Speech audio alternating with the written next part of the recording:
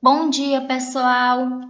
Mais uma vez estamos aqui para uma nova etapa aí de ensino através da modalidade remota.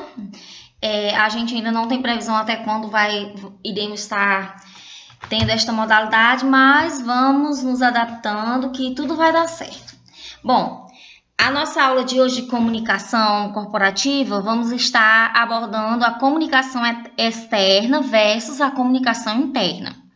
Porque dentro da organização existem esses dois tipos de comunicação.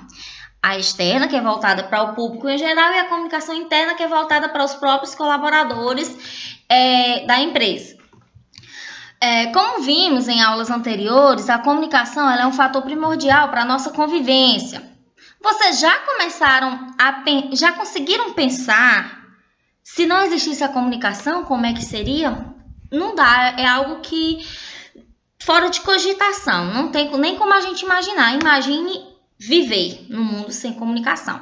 Então, vocês já pararam para analisar que toda guerra começa pela comunicação ou pela falta de comunicação e termina em um acordo entre ambos as partes e também através da comunicação? Bom, pois é isso. Nas empresas, pessoal, não é diferente. Nas organizações se faz necessário uma comunicação clara, adequada, voltada a cada público.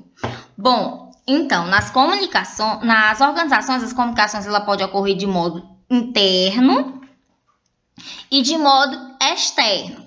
E as definições dos públicos é um desses elementos fundamentais para a eficiência das ações comunicacionais dentro da própria empresa. Realizar planejamentos adequados para a comunicação empresarial interna e externa, integrá-los, é sinônimo de resultado e fortalecimento da cultura organizacional. Mas, antes de entrarmos nos conceitos da comunicação externa e interna, nós vamos estudar acerca do ambiente de marketing da empresa, que também envolve a comunicação, para que vocês possam fixar mais claramente os conceitos da comunicação interna e externa.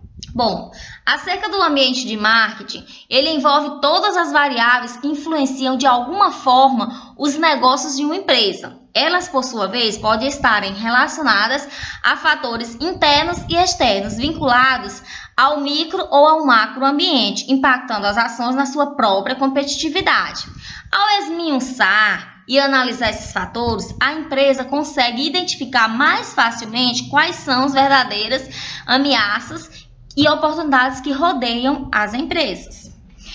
Ou seja, tudo aquilo que afasta ou aproxima dos objetivos organizacionais. Bom, aí dá para você ver o quanto é importante que a empresa faça a análise do ambiente que está em volta da mesma. É como se, por exemplo, quando vocês vão se mudar, vão alugar uma casa, vocês primeiramente, o que vocês vão estar fazendo? Vocês vão estar vendo como é aquele bairro no qual aquela casa está situada, não é mesmo? Você vai ver se é um bairro tranquilo, se é um bairro de fácil acesso. Tudo isso vai estar fazendo um diferencial na hora de você escolher a sua casa para morar. Seria como se o bairro, a cidade, fosse o fator macroambiental. E o fator microambiental? Bom, no fator microambiental, levando para a comparação e o exemplo de uma casa, vocês estariam analisando a estrutura da casa em si. Se a casa era uma casa boa, se os cômodos eram confortáveis, se era grande, se era uma casa que tinha segurança, enfim. Como esse exemplo, dá para vocês perceber o quanto é importante essa análise desses ambientes, tanto o macro, que é o externo, e o micro, que é o interno. Da mesma maneira, as empresas. Você vai montar uma empresa, você precisa analisar o macro ambiente, o que está envolto da sua empresa, e o micro ambiente, o que está mais internamente ligado à mesma.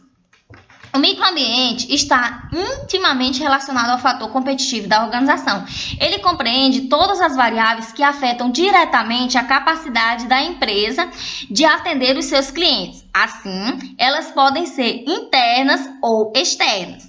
Dentro do microambiente também tem essa divisão do lado interno e lado externo. Do lado interno é a união das variáveis que são controláveis, que afetam diretamente a operação da empresa, que estão incluídos recursos humanos, que são os funcionários, os colaboradores que vão estar trabalhando, contribuindo com a sua força de trabalho para que faça acontecer, que a empresa desempenhe suas atividades com sucesso, os recursos financeiros, que é o capital necessário para que seja desenvolvida tais ações,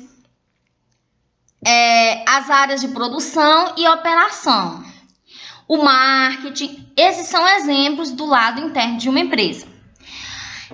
E temos também a própria empresa, cujas ações são classificadas como controláveis. Isso porque dentro delas pode-se controlar contratações, demissões, variar salários, melhores processos, entre outras providências. Ou seja, tudo que se pode controlar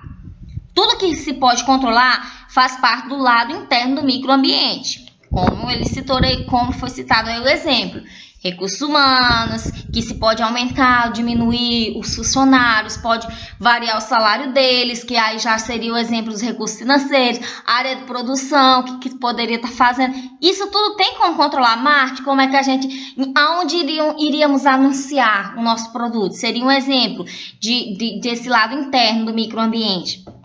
Do lado externo do microambiente, encontram as variáveis que não são controladas pela empresa. Neles estão concorrentes, fornecedores e clientes. Logo, é certo dizer que o microambiente é tudo que envolve a empresa e forças próprias a ela. E embora o nome sugeriria uma ideia de pequeno alcance, o microambiente também trabalha com uma grande variedade de fatores. Vejamos a seguir um exemplo de microambiente. Ou seja, o microambiente, além do lado interno da organização, também tem esse lado externo, que é voltado aos concorrentes, aos fornecedores, que são aqueles que vão ter o contato com a gente dentro da organização para nos fornecer os insumos necessários para desenvolver tais atividades, para produzir determinados produtos, para prestar determinados serviços. Os clientes também seriam um lado externo, não tem como controlar, tem como você impulsionar, mas controlar é mais delicado. Bom, então agora vamos ver os exemplos. Bom, os fornecedores são peças fundamentais para o funcionamento de uma empresa. São eles quem fornecerão o material necessário para a fabricação dos nossos produtos. Então, faz-se necessário uma boa comunicação com os mesmos para que você cumpra, para que a empresa cumpra o combinado com esses fornecedores, que a empresa ela possa fazer uma negociação boa. Porque se a empresa mantém uma boa comunicação, se ela cumpre com suas responsabilidades perante os fornecedores, ela pode até estar conseguindo um prazo maior para estar efetuando seus pagamentos com os fornecedores, pode estar conseguindo um desconto. Enfim, são algo que só uma boa comunicação é capaz de fazer. Vamos para a próxima etapa aqui. Público relevante. Público relevante são todas as pessoas que têm o poder de influenciar diretamente na imagem de uma empresa. Por exemplo, imprensa, acionista, representantes de algum órgão público, influenciadores, críticos. Tudo isso faz com que influencie no poder da empresa. Por exemplo, como a gente pode estar vendo a questão da imprensa. A imprensa ela é de fundamental importância que a imprensa ela fale bem de uma determinada empresa. Porque se a imprensa, se por exemplo o público não gostar de algo e aí a imprensa for falar mal, vai acabar com a empresa. Os seus espectadores não vão estar seguindo. Tanto que a imprensa também influencia positivamente. Como vocês podem ver, tem vários atores de televisão, famosos, cantores que as empresas contratam para anunciar seus produtos, não é mesmo, pessoal? Bom, pois é isso. Isso é o poder influenciador desse público relevante. Temos os clientes que são a peça-chave da empresa. Sem eles, a empresa não existe. E aí É só através da comunicação que a empresa vai poder estar observando como é que eles se comportam.